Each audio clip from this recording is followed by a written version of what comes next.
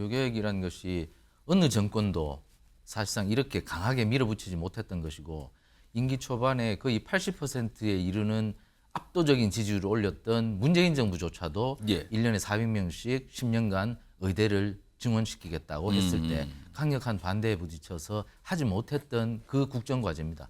그것을 윤석열 정부가 여소야대 전국에서 펼치다 보니까 굉장히 어려워지는 것이죠. 이 저항감에 부딪혔을 때 우선 원군이 굉장히 부족하죠.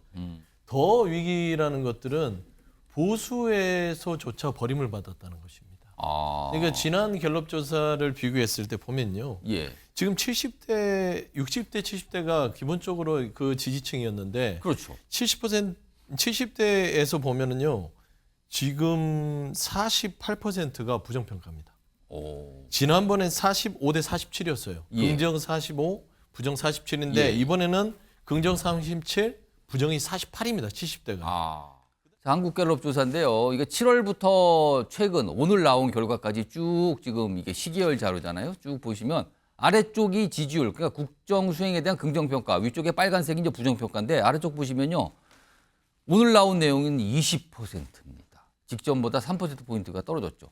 쭉 보시면요. 7월에는 29%까지 가기도 했어요. 그러나 이후에 계속 내림세를 기록하면서 직전에는 23% 그리고 오늘은 20%짜리 결과가 나온 겁니다. 뭐 그 반대의 모습이죠. 그러니까 부정평가는 지금 70%. 자, 이 모습은요. 윤석열 정부 들어서 가장 낮은 대통령 지지율입니다. 지금 상태가요. 요 얘기 좀 해볼까요? 최경철 매일신문 편집위원 나와 계신데요. 대통령 지지율 현 정부 들어서 지금 최저입니다. 20%. 다음번 결과가 과연 어떻게 될까? 이렇게 되면 궁금해지는 거잖아요, 말이에요. 이렇게 최저 기록을 한 이유 왜 그렇다고 보십니까? 국정 과제를 조금 어려운 과제를 설정을 지금 많이 했죠. 특히 뭐 대표적인 것은 의료개혁이라고 볼 수 있겠습니다. 의료개혁이라는 것이 어느 정권도 사실상 이렇게 강하게 밀어붙이지 못했던 것이고 임기 초반에 거의 80%에 이르는 압도적인 지지율을 올렸던 문재인 정부조차도 1년에 400명씩 10년간 의대를 증원시키겠다고 했을 때 강력한 반대에 부딪혀서 하지 못했던 그 국정과제입니다. 그것을 윤석열 정부가 여소야대 전국에서 펼치다 보니까 굉장히 어려워지는 것이죠. 이 저항감에 부딪혔을 때 우선 원군이 굉장히 부족하죠. 그러다 보니까 어려운 킬러 문항을 풀다 보니까 여러 가지로 난제가 쌓이고 여러 가지로 힘들다.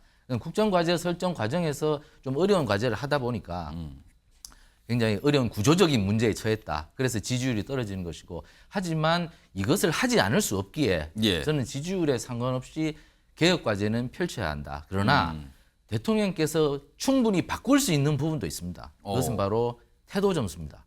태도 점수요. 태도 점수는 더 높일 수 있는데 대통령께서 이 부분마저 약간 고집스럽게 한 방향으로 고집하면서 태도 점수까지 깎아먹고 있거든요. 그러니까 국정과제는 설정을 잘했는데 이 태도가 나쁘니 이것까지 같이 깎아먹다 보니까 지지율이 엄청나게 추락을 하는 것이죠. 그러니까 조금 국정의 방향타를 조금 바꾸시고 대통령께서도 조금 업무 스타일을 조금 바꾸는 그런 전략적 변화가 필요하다.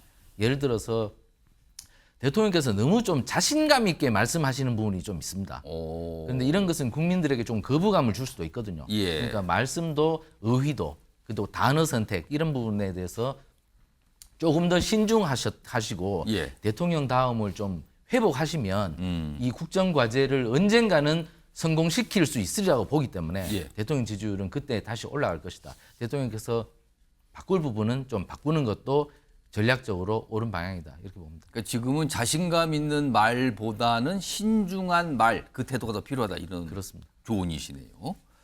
서영주맥 정치사회연구소장께서는 지지율, 뭐 지지율 분석하고 있는데 이 20%를 오늘 기록을 했어요. 이유가 어디에 있다고 보십니까? 가장 큰 이유.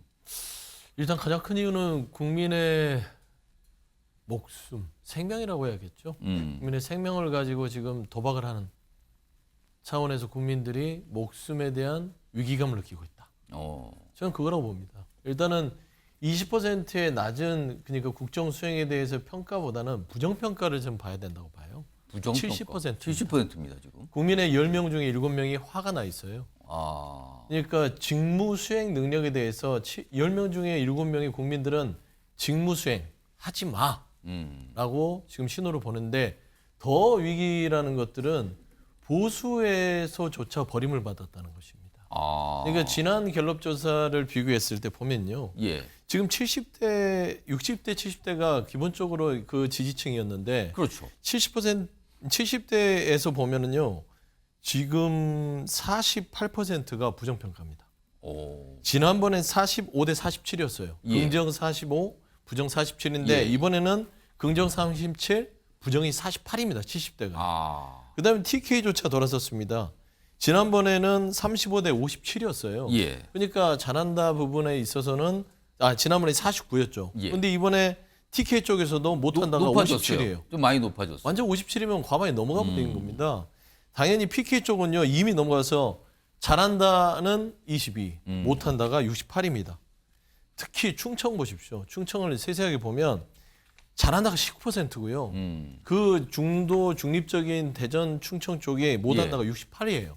그러니까 지금 완전히 국정 직무 수행에 대해서는 무너져 버린 상황인데도 불구하고 제가 지금 MBN에 오다 보니 전광판에 대통령실에서 광고를 하더라고요. 대통령이 나오셔서 저는 쉬운 길을 가지 않겠습니다. 예, 근데 쉬운 길을 가지 않겠다는 의지는 좋으나 길을 가세요. 길을 가야 되는데 길을 가지 않고 지금 절벽으로 가고 있습니다. 그러니까 민심의 길을 가야 되는데 쉬운 길을 찾는 게 아니라 길을 가야 되는데 지금 계속 낭떠러지로 가는 그런 국정 수행 능력을 지금 보이기 때문에 예, 이렇게 되면은 직무 수행이 정지될 수 있는 수준까지 왔다라는 측면에서는 개혁을 왜 합니까? 본인의 성과를 위해서 합니까? 국민의 생명을 가지고 국민의 생명을 담보로 하는 개혁은 아무 의미가 없다라는 측면에서 이런 신호가 왔을 때 예. 멈춰야 된다. 저는 그런 말씀 좀 드리고 싶습니다. 자, 대통령 지지율과 관련된 그러니까 20%가 오늘 나온 조사 결과가 공개가 됐거든요. 그에 대한 두 분의 분석인데요. 오늘 조사에서는 정당 지지율 조사도 있었습니다.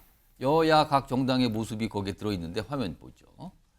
여기 보시면 맨 위에 이제 파란색이 민주당, 그 밑에 국민의힘, 그리고 밑에는 저 작은 정당들인데요. 위에 큰 정당 두 개를 보시면 오늘 나온 기준으로는 민주당 33, 국민의힘 28입니다. 그런데요, 7월만 했어도 사실 국민의힘이 30% 중반까지 가면서 꽤 민주당과 차이가 좀 났어요. 근데 8월 들어서 약간 역전이 되는 현상이 발생이 되고 오늘은 약간 갭이 벌어지는 상황인 거죠. 이런 모습입니다. 물론 이제 오차 범위 내라는 걸 뭐 감안을 해야 되지만 절대값 자체는 좀 차이가 나고 있고요. 국민의힘은 약간 하락하는 모양이 최근 2달 정도를 보면 나타나고 있습니다. 요 분석 좀 해보죠. 신윤영 전 민주당 의원 나와 계신데요. 사실은 여당은 한동훈 대표 체제로 새로 들어선 시기입니다. 최근 2달 정도를 보면은요. 그런데 국민의힘의 지지율이 민주당에 뒤지고 있어요. 그리고 역시 지금 오늘 나온 지지율, 여당의 지지율은 현 정부에서 가장 낮은 수치입니다. 왜 그렇다고 보십니까 지금?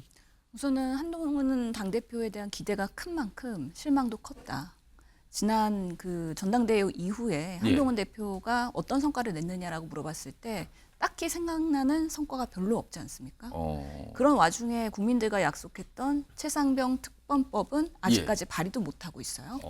그러다 보니까 대표는 대표인데 여당에서 제대로 된 리더십을 발휘하고 있느냐에 대해서 국민들은 문제가 있다라고 판단을 하면서 실망이 이렇게 지지율에 반영이 되는 거라고 보이고 있고요.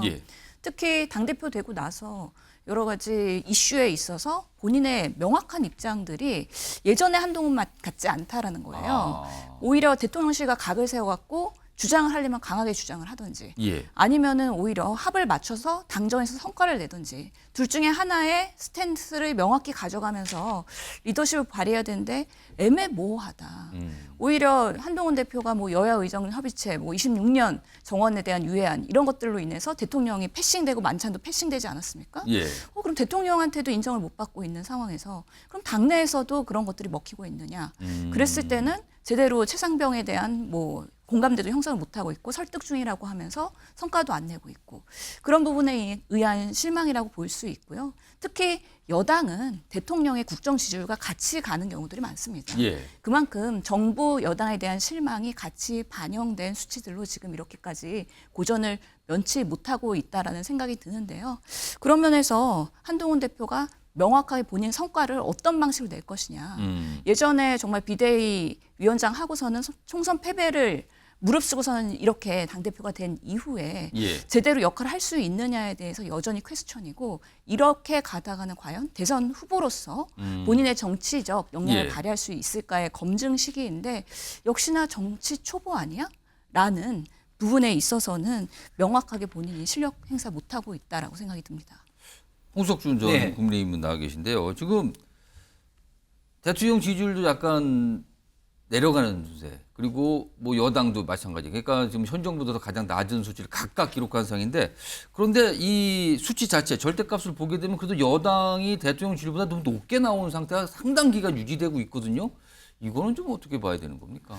예, 아무래도 뭐 집권 여당과 정부는 뭐 같은 배를 탔기 때문에 예. 비슷한 흐름을 갈 수밖에 없습니다만 그래도 일단 직접적으로 국민들이 지금 피부에 와닿는 사항들, 예를 들면 뭐 경제라든지 의료라든지 이런 것은 직접적인 어떤 일을 하고 집행을 하는 것은 정부이기 때문에 예. 그런 어떤 좀 부정적인 이슈, 문제들은 일단은 정부에게 이제 여론조사에 이제 나쁜 영향이 미치는 것이고, 예. 그다음에 집권 여당은 조금 한 발 떨어져 있기 때문에 아무래도 집권 여당이 정부보다는 좀 지금 지지율이 높게 형성되는 게 자연스러웠던 예. 흐름이다 보고 저는 물론 뭐 그 지지율이 뭐 시간에 따라서 계속 이제 뭐 등락이 있을 수밖에 없습니다만은 예.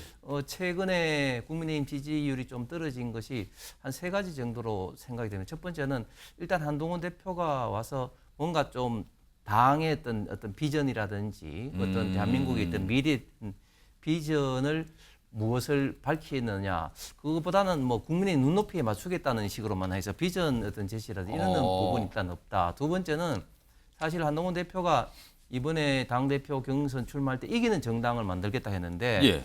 사실은 지금 총선 백서도 지금 나오지 못하고 아직까지 있습니다. 발간이 안 됐죠. 예, 그래서 어떤 식으로 해서 이기는 정당을 만들 것이냐 이런 문제에 대해서는 당 내에서도 상당히 좀 의구심이 좀 있다고 생각합니다. 그다음에 마지막으로 사실 집권 여당으로서 정부와 어떤 같은 어떤 그 좀 보폭은 맞춰야 되겠지만 그러나 물 밑에서는 좀 치열하게 좀 논쟁을 하면서 특히 어떤 절차 위험 관리를 해야 되는데 예를 들면 제가 지난번과 지지난번에도 한번 말씀을 드렸습니다만 이런 의료 문제에 있어도 그냥 한동훈 대표 처음에 2026년도 던지보다는 당내 특위를 만들어 좀 하라고 제가 말씀을 드렸는데 예. 이런 어떤 절차적 어떤 위험 관리 면에 대해서 좀 더 적극적으로 한동훈 대표가 때로는 욕을 얻어먹더라도 좀 적극적으로 더 하는 어떤 그런 어떤 자세 노력이 저는 좀 많이 좀 앞으로도 보여야 될 것 같습니다.